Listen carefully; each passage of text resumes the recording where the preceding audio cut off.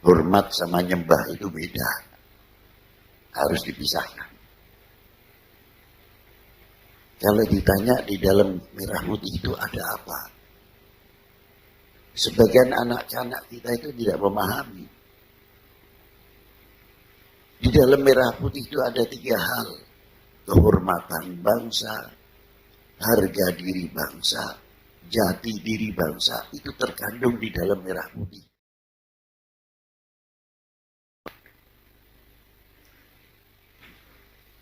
Assalamualaikum warahmatullahi wabarakatuh. Salam sejahtera untuk kita semuanya. Selamat sore. Tidak terlepas kita akan memanjatkan puji dan syukur di dalam segala kenikmatan-kenikmatan yang telah diberikan kepada kita semuanya. Di antaranya kita kumpul bersama pada sore hari ini, tokoh ulama, tokoh agama, dalam rangka silaturahmi kebinekaan. Ulama, tokoh agama, TNI Polri. Tidak terlepas dari itu, kita akan manjatkan puji dan syukur kehadirat Allah Subhanahu wa taala, Tuhan yang Maha Esa, serta selawat salam teruntuk kepada Nabi besar Sayyidina Muhammad sallallahu alaihi wasallam, serta para nabi, para rasul pendahulu, beserta para sahabatnya dan umatnya. Amma ba'du, yang saya hormati, yang saya banggakan, Kanjeng Sultan Hamengkubuwono ke-10, Kanjeng Sinuwun Mangkubumi, atau yang mewakilinya. Dan yang saya hormati Bapak Kapolda, Bapak Pangdam Daerah Istimewa Yogyakarta atau yang mewakili, dan yang saya hormati Ibu Bupati Gunung Kidul, Bapak-bapak dari Forkominda Kabupaten Gunung Kidul, para sesepuh, bini sepuh, para alim ulama, para tokoh agama yang saya banggakan. Maaf apabila saya tidak bisa menyebutkan satu persatu. Tidak berarti mengurangi hormat kami, takdim kami kepada para beliau. Dan yang saya hormati sahabat saya ini Pak Dandim, Gunung Kidul, sama Pak Polres yang di Gunung Kidul. Hadirin wal hadirat rahimakumullah. Kita menyadari mengapa perlunya adanya tali silaturahmi kebinekaan ini. Pemikiran-pemikiran yang demikian itu sudah lama.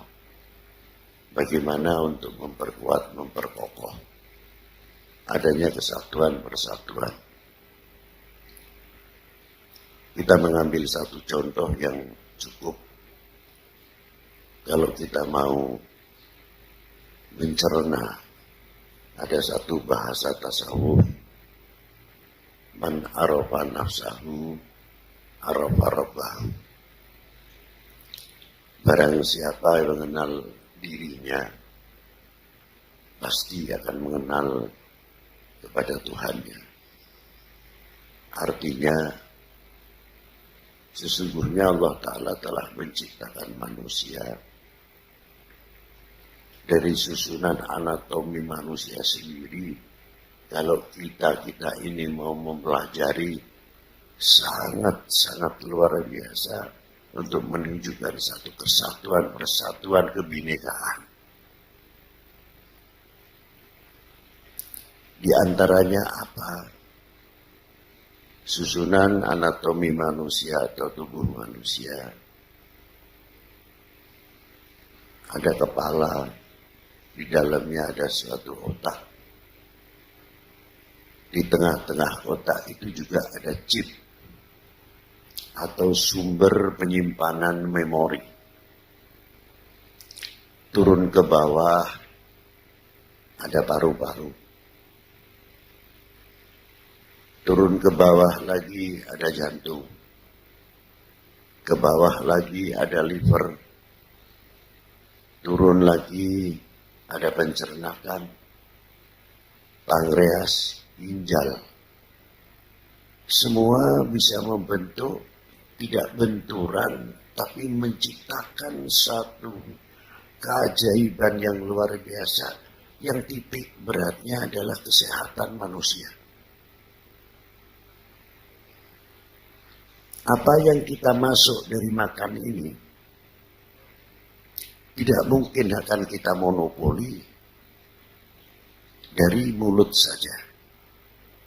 Bagian yang bisa menerima rasa itu pahit, manis, dan lain sebagainya. Begitu yang kita cerna masakan ataupun rezeki masuk ke pencernaan manusia, didukung oleh satu kekuatan enzim yang luar biasa dari setiap mulut manusia atau dari gusi-gusi atau gigi-gigi ini. Kalau kita mengikuti sunnah Nabi, habis makan itu baiknya jangan minum setengah jam atau lebih baik. Sedikit ilmu kesehatan. Apa sebabnya? Kita tidak akan memanjakan enzim yang masuk ke perut atau pencernaan kita. Sehingga bisa mengantisipasi apa yang tidak kita inginkan, diantaranya kolesterol yang tinggi, atau darah dan lain sebagainya. Karena dapur masak adalah pencernaan manusia. Sesuai dengan tugasnya, setelah hasil karya daripada pencernaan diterima oleh pankreas, kerjasama ginjal, sampai ditarik lagi kan oleh paru-paru, terutama yang menyimpan di liver manusia, sampai ditarik paru-paru dan ke jantung, dari jantung ke otak kecil dan lain sebagainya. Itu hebat satu kebinekaan apa yang ada di dalam tubuh kita sendiri dan bisa saling merasakan. Mana yang sakit, kompak. Kita minum obat apa saja, kompak. Kerjasama yang luar biasa, pankreas antara kepala, otak manusia tidak menuding lu yang salah wahai paru-paru. Paru-paru pun menjawab, saya tidak salah, mungkin jantungnya pun tidak menyalahkan. Kamu asalnya pankreas, ginjal, tidak. Tapi bagaimana menciptakan satu keistimewaan yang luar biasa, menitik beratkan kepada kesehatan individu manusia itu sendiri. Bagaimana kita Indonesia ini kira-kiranya bisa begitu, tidak? Kalau kita bisa begitu, luar biasa. Intelektual kita tidak kurang, ilmuwan kita tidak kurang, semakin menjadi perekat umat, perekat bangsa. Dan dari itu, insya Allah, apa yang telah diperjuangkan oleh sesepuh bini sepuh para pendahulu, para pendiri bangsa ini, bahagia. Beliau senyum di dalam bakanya karena yang diperjuangkan tidak memalukan dan mengecewakan di hadapan Yang Maha Kuasa. Sejauh mana kita telah memiliki apa yang telah diperjuangkan oleh para beliau-beliau.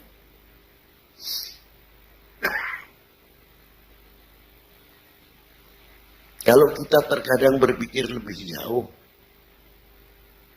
1945 kita ada di mana? Mungkin jawabnya sebagian belum lahir.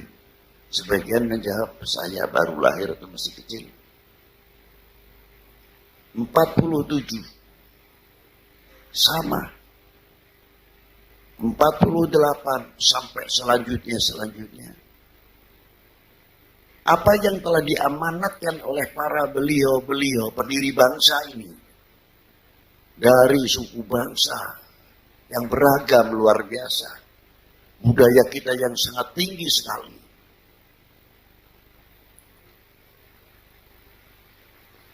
Mampukah kita mencerna apa yang ditinggalkan? Sehingga kita menjadi generasi-generasi penerus yang mempunyai kontribusi di dalam kesatuan persatuan khususnya untuk ketahanan nasional, pertahanan nasional. Pertahanan nasional itu bukan TNI Polri saja. Pertahanan nasional, TNI, Polri, ekonomi, pertanian, pendidikan, ini bagian di antara pertahanan atau ketahanan nasional. Dari itu, kalau kita mengingat bagaimana perjuangan perintis kemerdekaan itu, sehingga tegaknya kembali, berkibarnya kembali sangsaka merah putih, sejauh mana pula kita bisa menyampaikan kepada generasi kita, mengapa kita harus hormat kepada sangsaka merah putih? Maaf, bukan mitos. Hormat sama nyembah itu beda. Harus dipisahkan. Kalau ditanya di dalam merah putih itu ada apa? Sebagian anak-anak kita itu tidak memahami. Di dalam merah putih itu ada 3 hal. Kehormatan bangsa, harga diri bangsa, jati diri bangsa. Itu terkandung di dalam merah putih. Sekarang kehormatan bangsa, kalau tidak kita sendiri selaku anak bangsa tidak menjaga dan mampu mengerti menghormati diri sendiri, atau akan menunggu dihormati oleh orang lain, satu hal yang tidak mungkin. Sejauh mana pula kalau kita melakukan. Tadi kita berdiri bersama, Indonesia tanah airku, tanah tumpah darahku. Memang secara seremonial kita enak. Indonesia tanah airku, tanah tumpah darahku. Ya.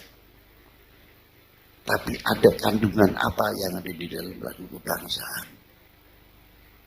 Apakah kita melakukan karena seremonial, karena peraturan? Sebagian anak-anak kita pun masih belum memahami. Yang sebenarnya apa yang ada di dalam Indonesia, tanah airku, bagian daripada ikrar, pernyataan, hakikatnya kan itu. Jadi bukan basa-basi dalam lagu, tapi kehidupan itu mampu tidak kita membawa Indonesia tanah airku, tanah tumpah darahku. Bila kita memahami yang demikian, akan menambahkan rasa cinta, rasa tanggung jawab kepada bangsa ini, kepada republik ini. Karena apa? Pernyataan Indonesia tanah airku bukan basa-basi, tapi kehidupan kita sehari-hari yang didukung oleh kekuatan keyakinan agama masing-masing. Akan menjadi benteng yang kokoh, yang luar biasa. Dengan adanya kebinekaan tersebut juga akan menjadikan benteng yang kuat. Akan mampu menepis seperti tadi yang dikatakan oleh Bapak Wakil Gubernur. Bisa menangkal radikalisme dan lain sebagainya. Yang akan merongrong dan akan memecah belah Republik ini. Tapi apabila Indonesia tanah airku tertanam kepada setiap anak bangsa ini, saya yakin Indonesia tidak akan mudah dipecah belah. Maka dengan adanya kebinekaan ini adalah membuat satu lem atau perekat sesama kita, sama bangsa ini. Untuk apa? Untuk membentengi, memperkuat, memperkokoh kesatuan persatuan Indonesia yang tidak terlepas dari segi ekonomi, dari segi pertanian, dan lain sebagainya. Terakhir, saya mengambil contoh, Pak. Terlepas daripada cocok dan tidak cocok. Tapi kita membuktikan kenyataannya. Di Sunan Gunung Jati itu, Pak, separuh ziarah non-muslim, separuh muslim. Yang non-muslim mendapatkan tempat layak. Ada lilinnya, ada kemenyannya, masing-masing hak diberi. Yang sebelah muslim, dengan zikirnya, dengan bacaannya, tidak ada permasalahan, kompak luar biasa. Yang kedua, beliau sudah meninggal 445 tahun, kurang lebihnya. Masih bisa mempersatukan umat beragama. Seperti yang saya katakan tadi, sebelah muslim, sebelah non-muslim. Dan mampu membuat ekonomi kerakyatan. Di lingkungan Gunung Jati, itu sekarang sudah pasar luar biasa. Tamunya dari mana? Saya pikir apa tamu-tamu itu hanya datang untuk orang mati, apa mau jualan sama siapa? Setiap hari itu tidak lepas 50 bis. Walaupun musim seperti sekarang pandemi ataupun corona, orang ziarah tidak bisa dibendung. Income masuk terus setiap hari. Saya pikir wong mati sih iso makani wong urip. Orang meninggal masih bisa menjamu orang yang hidup.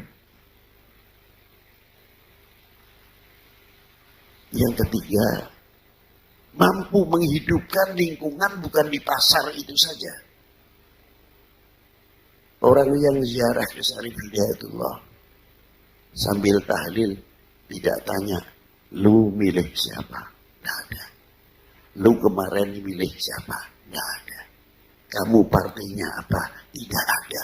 Kompak, rukun, yang di sana sesuai agamanya masing-masing, yang di sini punya muslim dengan tata cara juga masing-masing. Saya kagum kepada Sunan Gunung Jati, sudah dibaga sekian tahun masih bisa mempersatukan umat, masih bisa mempersatukan, masih membuat ekonomi kerakyatan dan lain sebagainya. Malu rasanya kalau kita ini tidak meniru setapak demi setapak apa yang ditinggalkan contoh tauladan oleh para beliau. Itulah yang bisa saya sampaikan kurang lebihnya.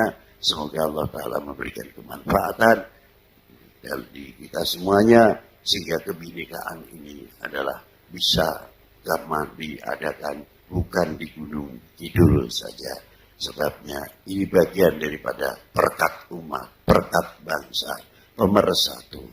Sekian, wallahu minkum, terima kasih. Assalamualaikum warahmatullahi wabarakatuh.